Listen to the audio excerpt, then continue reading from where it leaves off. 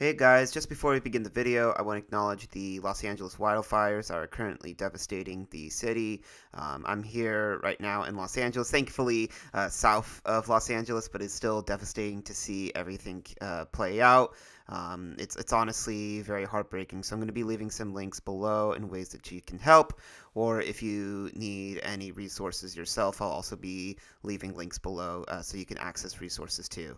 Anyways, on with the video. Hello, everybody, and welcome back. Thanks so much for tuning in. My name is Christian Scogs, and it's finally that time. The best movies of 2024. Now, I still haven't seen a few movies yet, but I need to get this list out sooner as opposed to later, and you know what? I'm feeling pretty good about my picks right now. In my opinion, it was definitely interesting year for movies. I think a lot of the big Hollywood stuff disappointed, but there were still a lot of good movies out there if you were willing to look for them. I want to honor it all today because I think looking back, there was honestly a lot of good stuff that really stood out to me. I think you know the drill at this point. Starting the list with our honorable mentions, we got A Real Pain, Love Lies Bleeding, Long Legs, Conclave, Speak No Evil, The Wild Robot, Transformers 1, Alien Romulus, Terrifier 3, Smile 2, Gladiator 2, Juror Number 2, Nosferatu, and A Complete Unknown. I really liked all those movies, and they had a lot to offer, but let's just jump into the main list and go over these one at a time.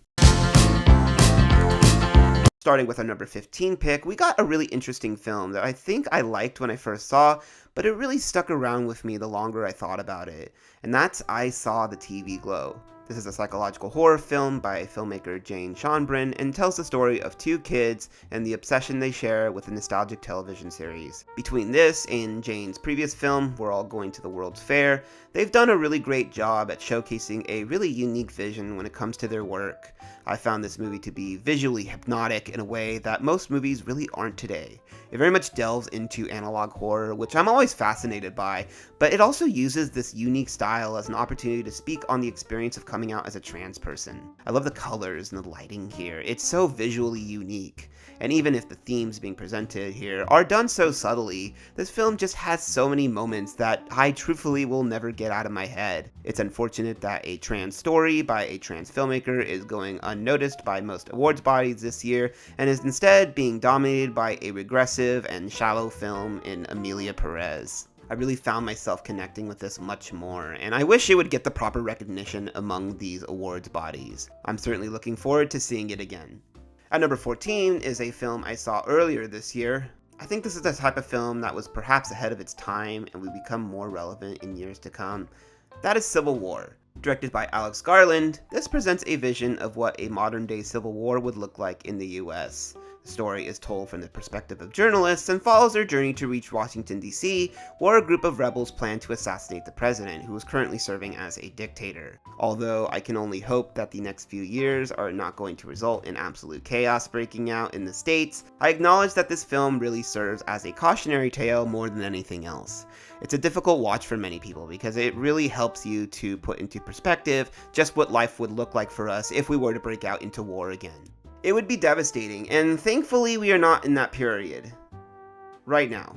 The film has some of the best sound design I've heard all year, and the action scenes all felt genuinely riveting to me. Some have criticized the Hollywood feel of these scenes, and that's fine, but I really found this movie worked both as an entertaining action flick and a cautionary tale that hopefully will never come true.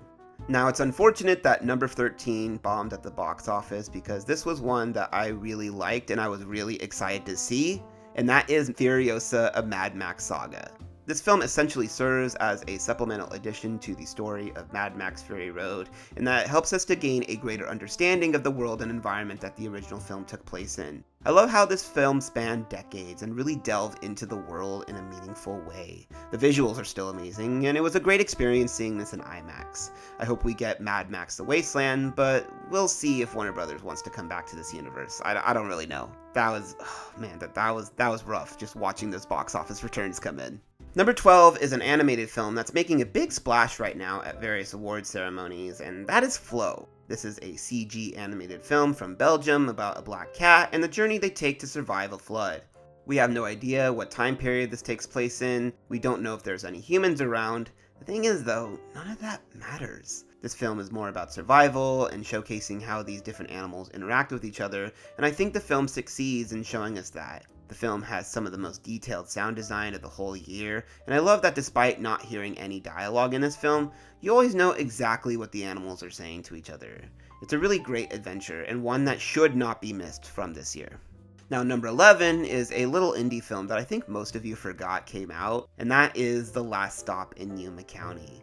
This was directed by Francis Galuppi and is a chamber piece that takes place entirely inside one diner in the middle of a desert, while the inhabitants wait inside for a gas truck to come so they can fill their cars. This film has some really suspenseful sequences, engaging conversations, and detailed world building.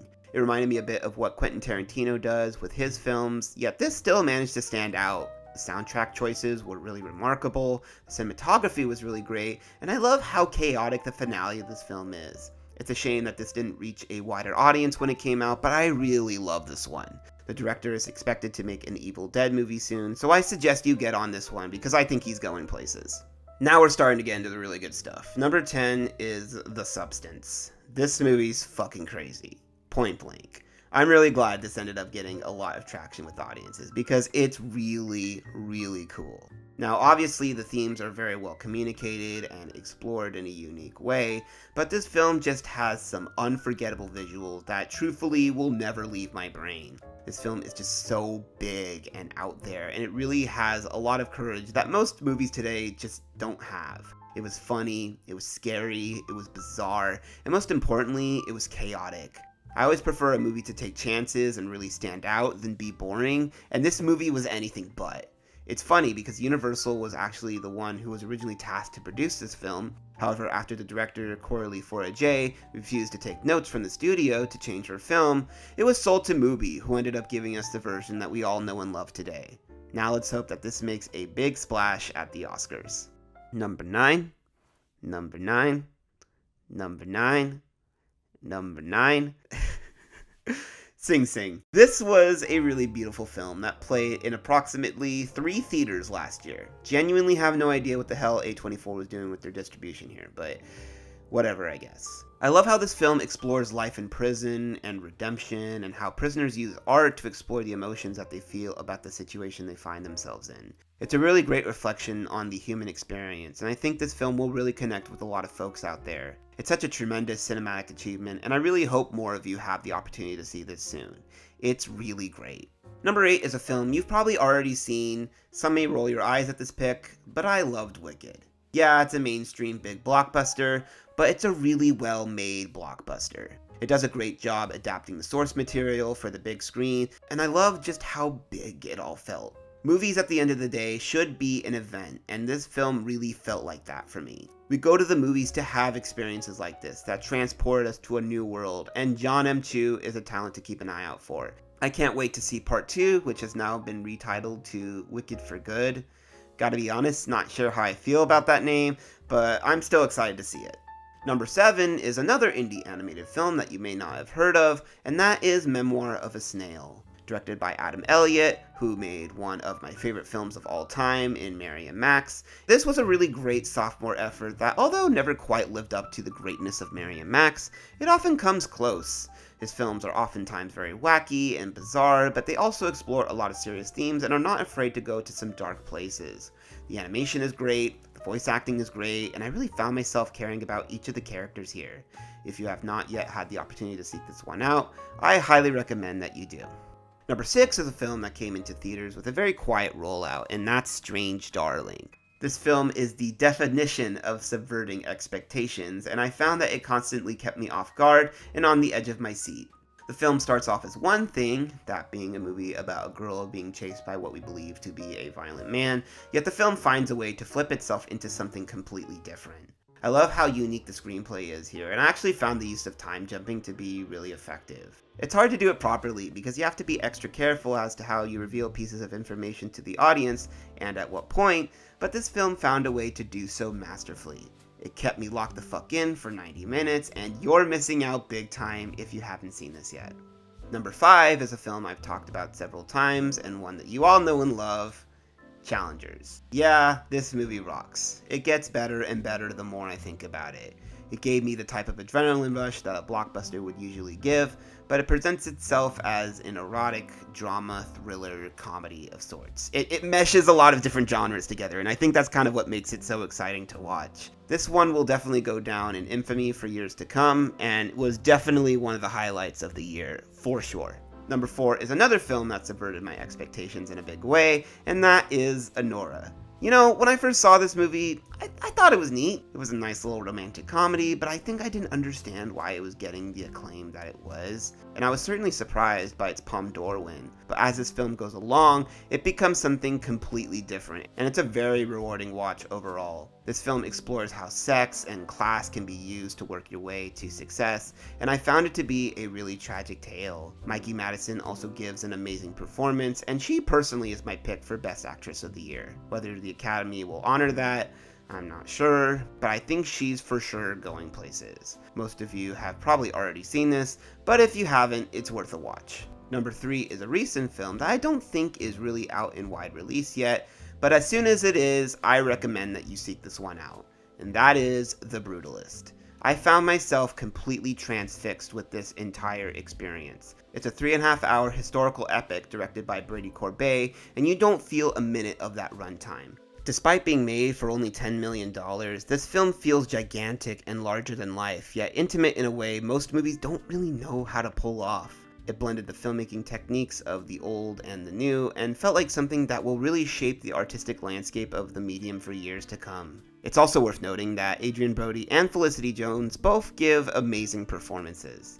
I saw this at a 9 a.m. showing in 70mm, and I really do recommend that you make the time to see it properly on a big screen. It is a daunting and overwhelming experience, but it's so rewarding once you surrender yourself to it. I understand that the acclaim it's receiving now feels like recency bias. Trust me, I really get it. But I promise you, had this movie been released in like February, I would still be singing its praises. This movie's gonna be huge at the Oscars this year, and for good reason, because it's absolutely outstanding. See it in a premium format like 70mm or IMAX if you can.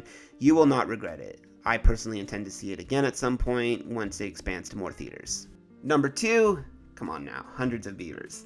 I've talked about this movie so many damn times at this point. You know the drill. It's funny, it's well made, it's well edited.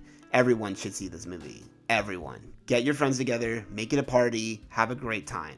This is why movies are made, to be experienced together.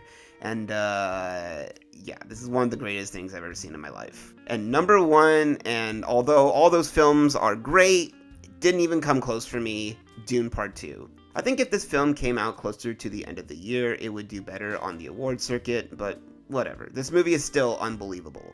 I find myself rewatching it even at home over and over again. It was by far one of the most memorable movie-going experiences I've had in a long time. This film, you know, it has the sauce, man. I don't know what else to say. It's genuinely so good. The story is captivating, the action scenes are dazzling, the music and sound design are so immersive, the acting is good, everything about this movie works. I don't have one flaw with it. I love this movie. It's one of the greatest films ever made.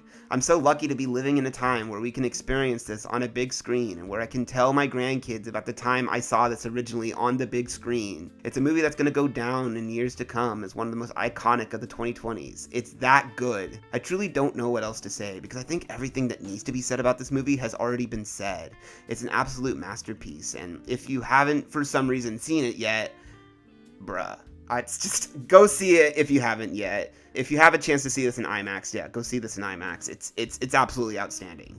And that's my list for the year. Thank you for joining me on this journey as always. I'm looking forward to talking about more movies with you all this year and hope we get some really great stuff.